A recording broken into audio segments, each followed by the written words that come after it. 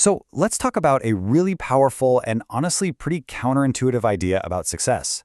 It's all about this type of man that our modern, hustle-obsessed culture is basically programmed to misunderstand, and maybe even secretly admire. And there it is. This quote just hits the nail on the head, doesn't it? It captures that whole paradox. I mean, why would a culture that's all about constant motion, constant grinding, both hate and envy someone who seems to be the total opposite? That's the conflict we're going to dig into. All right, so let's meet this guy, this archetype, the lazy, ambitious man. Now, the key thing to get about him is that his defining feature isn't a lack of drive. Far from it. It's his complete refusal to worship at the altar of the grind.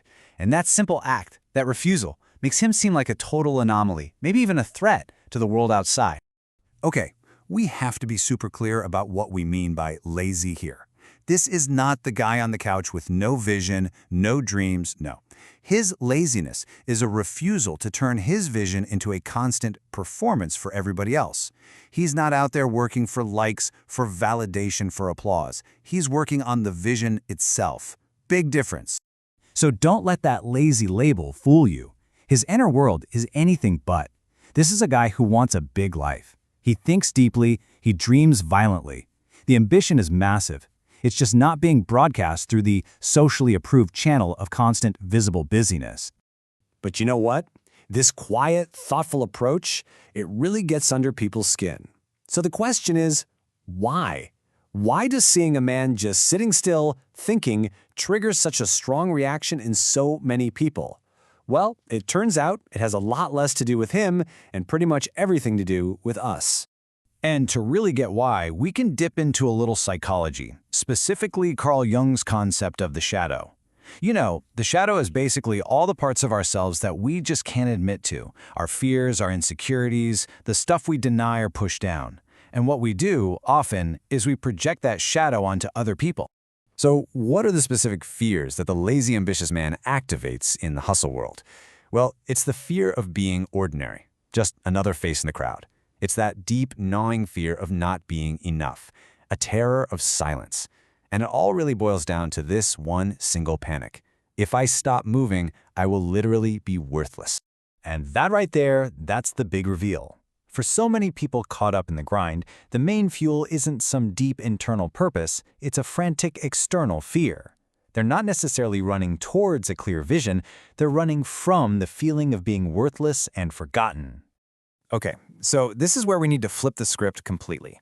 We have to stop seeing his stillness as laziness and start seeing it for what it actually is. It's a creative factory. It's a period of intense, powerful incubation. It all just comes down to perspective, right? The shallow mind, the one that's obsessed with what's happening on the surface, it looks at a quiet period and just sees procrastination. But the creative mind, it understands that this is incubation. This is the essential, totally unseen phase where the raw materials of an idea are being forged into something real. And I mean, come on, history is full of examples of this. Think about it.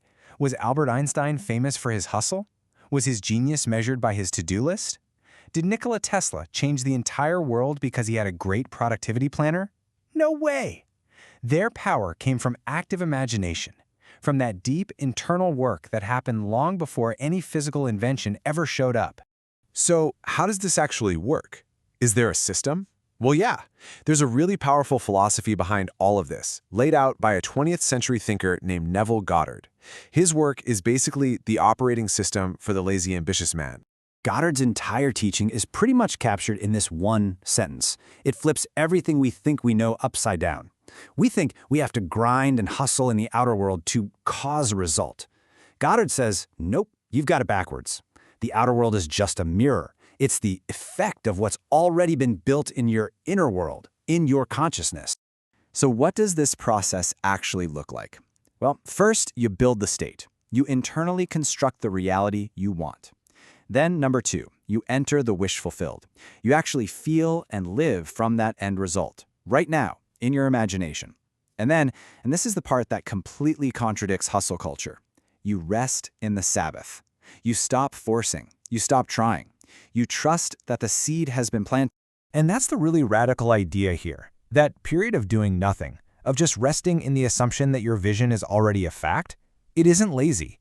If you're doing it right, it might just be the highest and most powerful form of creative work that you can possibly do. So, All of this forces us to look in the mirror and confront a pretty fundamental choice.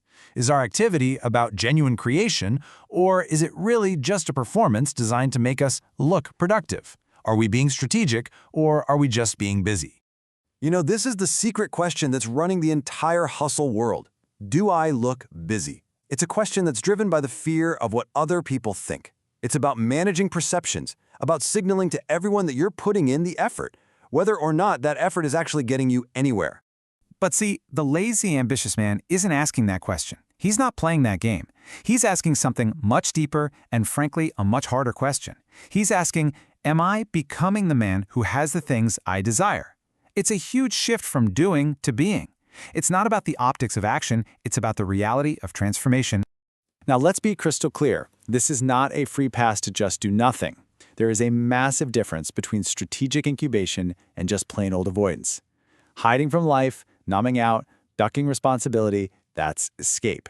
But thinking deeply, refining your vision, internally rehearsing the feeling of its fulfillment, that's not laziness. That is pure strategy.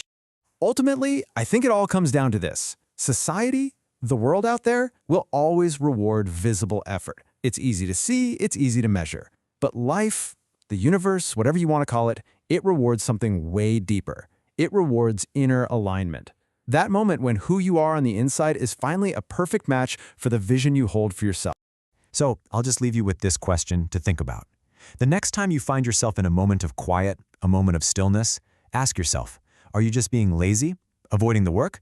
Or are you in the most critical phase of creation there is? Are you incubating?